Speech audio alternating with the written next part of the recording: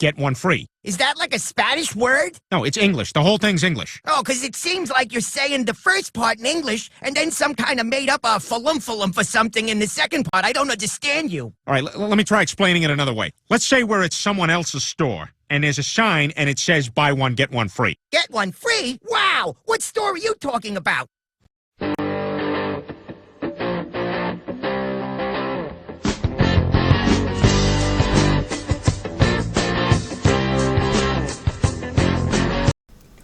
This video was made possible by my patrons, Joshua Bartlett, James Schubach, Douglas Smith, Capitalism is Good, and Pipsqueak. Thank you so much to all of you.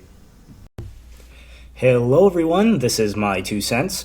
Today we're again going to be looking at the topic of Universal Basic Income, or UBI. I've already covered this topic extensively before, but Mr. Dapperton brought this particular video to my attention, noting that it had far more views and was trending. That being said, I felt it merited a response. If you'd like a more in-depth explanation about why UBI is a bad idea, my previous video will be linked in the description.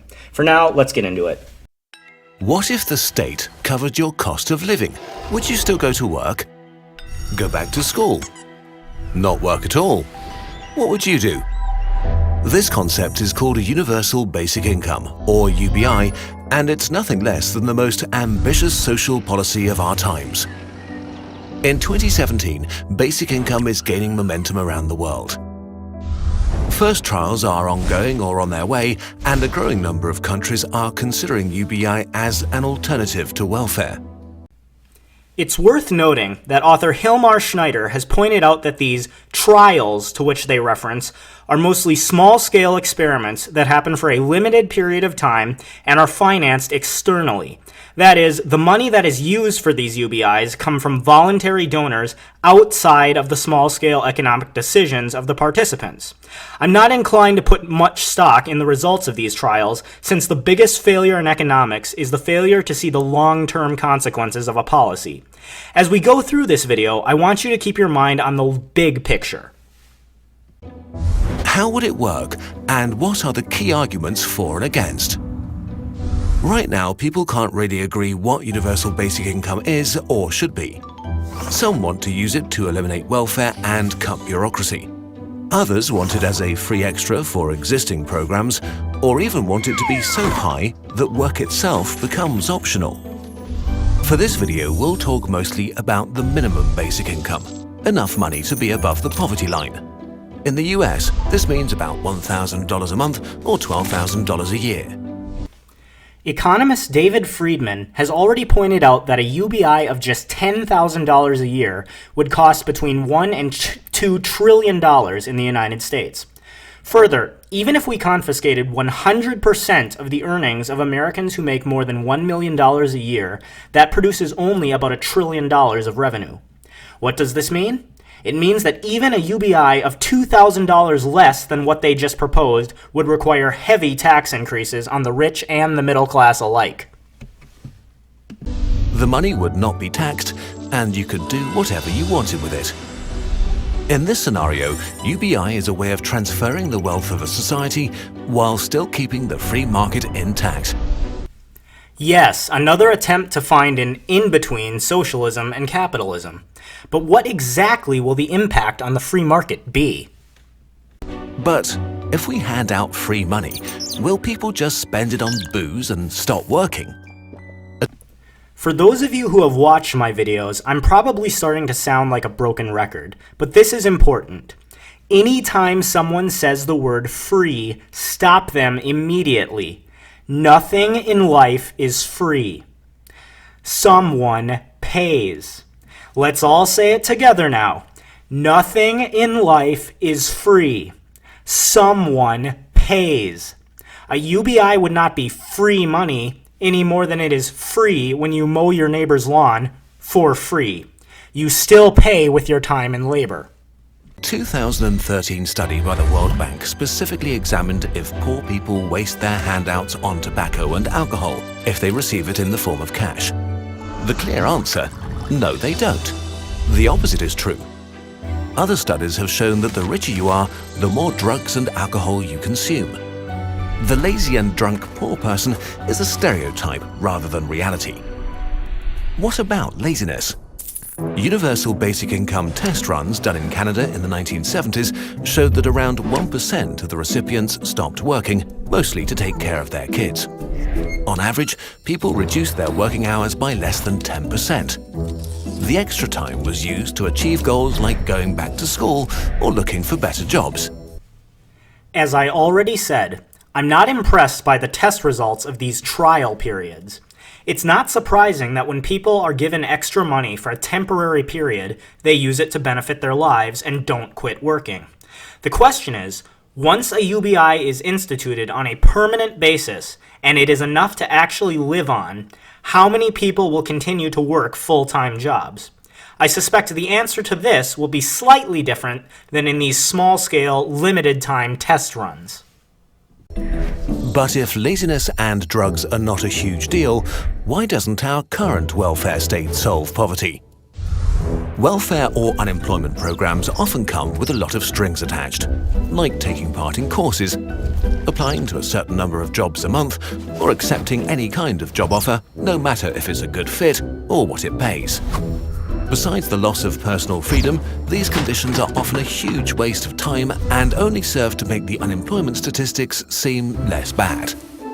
Often your time would be much better spent looking for the right job, continuing education, or starting a business. Another unwanted side effect of many welfare programs is that they trap people in poverty and promote passive behavior. Imagine a benefit of $1,000 each month. In a lot of programs, if you earn a single dollar extra, the whole thing is taken away. If you take a job that's paying $1,200, you might not only lose your benefits, but because of your taxes and other costs like transportation, you might end up having less money than before. So if you actively try to better your situation and your total income is not improving or even shrinking, welfare can create a ceiling that traps people in poverty and rewards passive behavior. I'm in agreement on this point. That being said, a UBI might be the lesser of two evils in comparison with current welfare programs, but that doesn't mean it will work in the long term, as we'll see. A basic income can never be cut, and therefore getting a job and additional income will always make your financial situation better.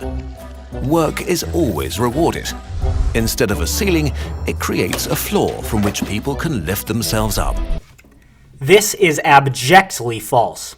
Once you reach a certain threshold, your basic income will simply be your own money being given back to you since the money is obtained through taxes. The tax rates that will be required to finance the UBI, alongside all the other forms of government spending, to include universal health care and other programs that most UBI proponents also support, will mean that even middle-class families will likely pay up to 50% income tax or more. Further, if history is any indicator, do you think government spending will ever go down? Or that people will stay happy with a UBI of only $10,000 or even $12,000 a year? Of course not. Over time, there will be pressure to raise the UBI, and in doing so, increase tax rates even further, which will discourage people at the top from working hard and innovating. As Margaret Thatcher said, the problem with socialism is that eventually you run out of other people's money. But even if UBI is the better model, is it economically feasible? What about inflation? Won't prices just rise, making everything just like it was before? Since the money is not being created by magic or printers, it needs to be transferred from somewhere. It's more of a shift of funds than the creation of new ones. Hence, no inflation. Maybe it won't cause the kind of inflation they're talking about, but it will cause inflation nonetheless. When more money is printed, eventually the prices of all goods and services will rise since the currency pool is larger. However, when money is redistributed from the wealthy to the poor will come out and start buying things that they weren't buying before. Since there is now an increased demand for the things that the poorer demographic wanted but previously couldn't have, the prices of these goods and services will rise to compensate for the increased demand. Just because it's not overall inflation caused by an increased currency supply doesn't mean it won't cause inflation in the very markets that affect the demographic that the UBI is supposed to help. Okay, but how do we pay for it? There's no right answer here because the world is too diverse. How well off a country is, what the local values are. Are things like high taxes or cutting the defense budget politically acceptable or not? How much welfare state is already in place, and is it effective? Each country has its own individual path to a UBI. The easiest way to pay for a UBI is to end all welfare and use the free funds to finance it. Not only would this make a number of government agencies disappear, which in itself saves money, it would also eliminate a lot of bureaucracy. On the other hand, cutting them could leave many people worse off than before. If the goal is to have a foundation for everybody, there still need to be programs of some sort, because just like countries, people are not the same. I find it very telling that they don't get into specifics here about how to finance the UBI. Further, as they appropriately point out, do you really think that the government is going to abolish all welfare programs? Of course not. UBI proponents also support universal health care, Social Security, and just about every other entitlement program you can think of. Once the government starts spending, it will only spend more. The UBI might appear to be successful in the short term, but eventually it will bankrupt the country, especially once the people at the top stop working as they see their success stolen from them. The second way, higher taxes, especially for the very wealthy. In the US, for example, there's been a lot of economic growth, but most of the benefits from it have gone to the richest few percent. The wealth gap is rapidly widening, and many argue that it might be time to distribute the spoils more evenly to preserve the social peace. Saying the benefits go to the wealthy is just code for people being allowed to keep the money that they worked for. Redistribute the wealth means take other people's money and give it to people that did not earn it for nothing in return. This is theft, plain and simple. As Friedrich Hayek said, there is a difference in the world between treating all people equally and attempting to make them all equal. Further, as I already pointed out, financing a UBI of just $10,000 a year will cost far more than could be paid for only by those who make $1 million or more a year. There could be taxes on financial transactions, capital, land value, carbon, or even robots. But UBI is not necessarily expensive. According to a recent study, a UBI of $1,000 per month in the US could actually grow the GDP by 12% over 8 years, because it would enable poor people to spend more and increase overall demand. But even if this is true, it will lead to fewer businesses hiring or taking risks on new products, since they will have less money due to the increased taxes. I'm not going to dispute what this study found out. It may happen over an 8-year period.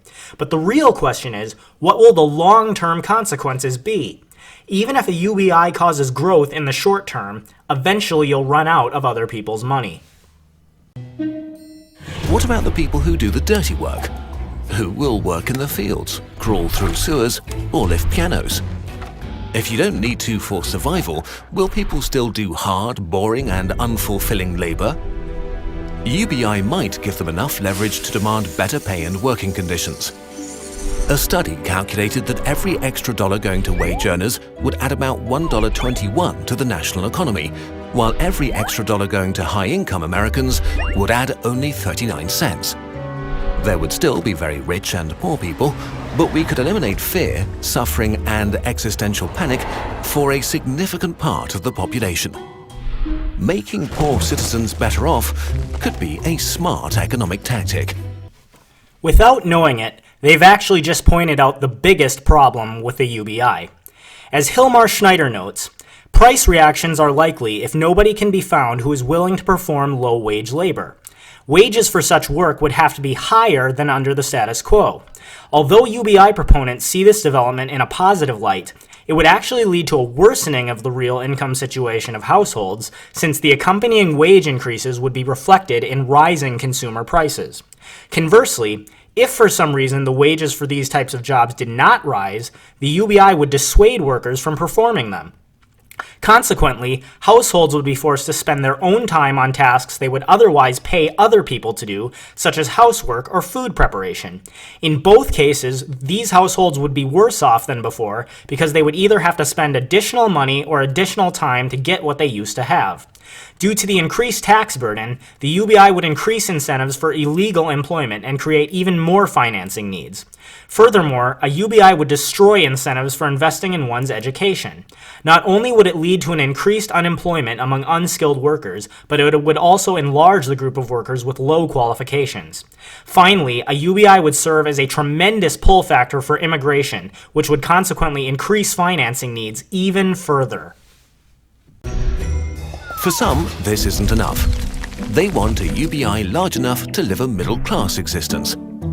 If we set the financial obstacle aside, this idea fundamentally challenges how our society is constructed. By earning money, you earn the possibility to take part in society. This determines your status and options, but it also forces many people into spending huge chunks of their time on things they don't care about. In 2016, only 33% of US employees were engaged at work, 16% were actively miserable, and the remaining 51% were only physically present. Would 67% of people stop working if they could? That's the thing. I guarantee you that whatever the UBI is set at, over time people would begin to complain that it isn't enough. They'd demand more, that the rich pay their fair share. The more you give out, the more people will demand. Also, the fact that some people are disillusioned with work simply reflects the reality that you get what you earn.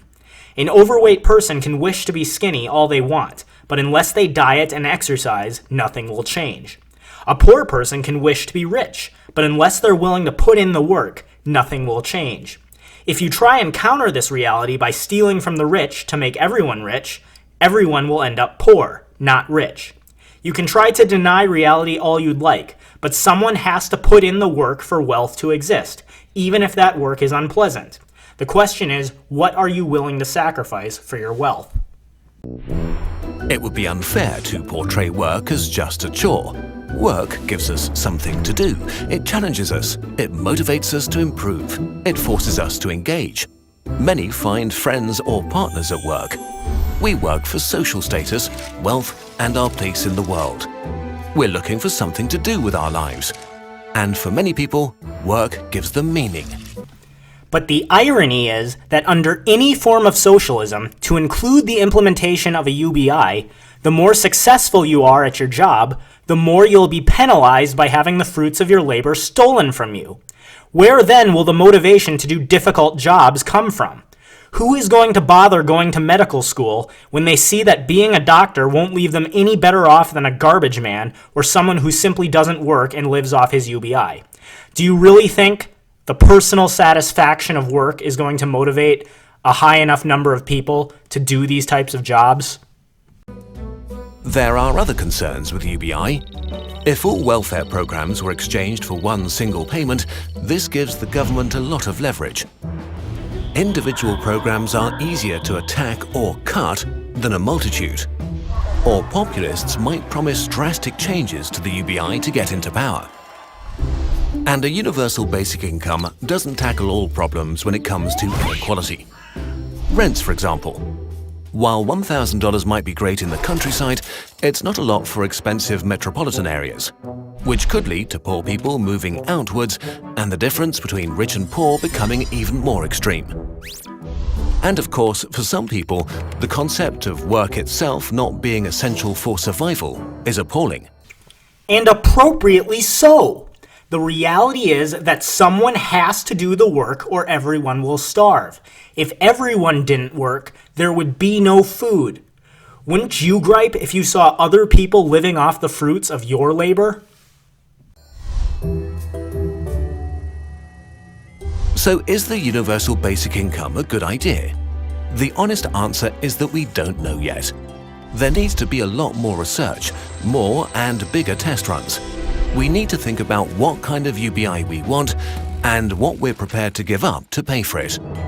The potential is huge. It might be the most promising model to sustainably eliminate poverty. It might seriously reduce the amount of desperation in the world and make us all much less stressed out. Bottom line, the money for a UBI has to come from somewhere. When you rob Peter to pay Paul, Peter finds himself worse off and stops working. Then there's no one left to steal from, and Paul starves as well. This is the fundamental problem with socialism. It may happen fast, it may happen slow, depending on the level of socialism which a country embraces, but the bottom line is, it happens. The only thing that can lift people out of poverty is the free market and the incentives that it brings. Everyone won't end up equal, but they will have equality of opportunity. If you want to be rich, you'll have to work for it. Wealth itself does not exist unless someone works. Well, that's it for today. Once again, I'd like to thank Mr. Dapperton for bringing this video to my attention. And remember, nothing in life is free. Someone pays. Under socialism, everyone will be equal once they're equally poor or equally dead. That's my 2 cents. Take it for what it's worth. Thanks everyone for watching. If you liked this video, please hit like and subscribe. You can also hit the bell to ensure you're notified every time I upload a new video. This video was made possible by my patrons.